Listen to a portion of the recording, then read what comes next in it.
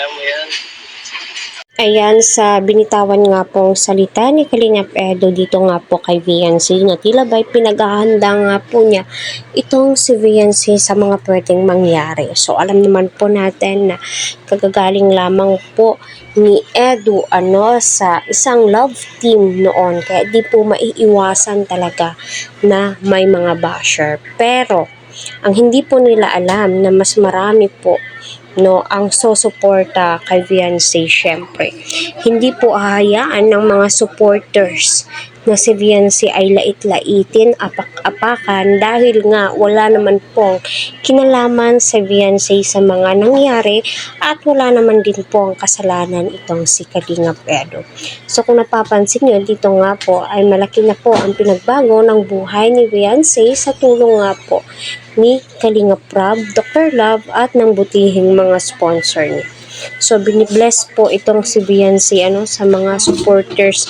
Kita po natin ang pagmamahal po nila, nagkakaisa po sila, nagmamaraton po sila at ipinapakita po nila na mahal na mahal nila si Viancy at hindi po nila ito pababayaan.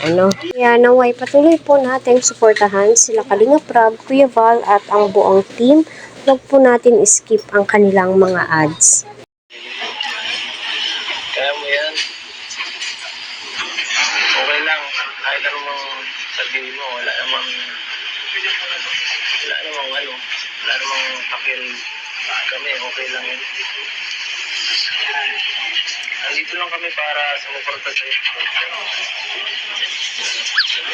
Ayos.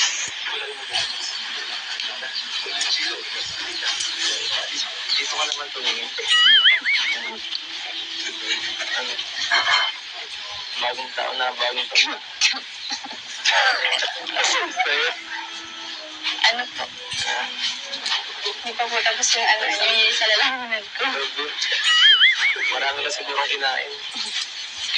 Kaya masyadong magkain ng kung ano. Mga matamis.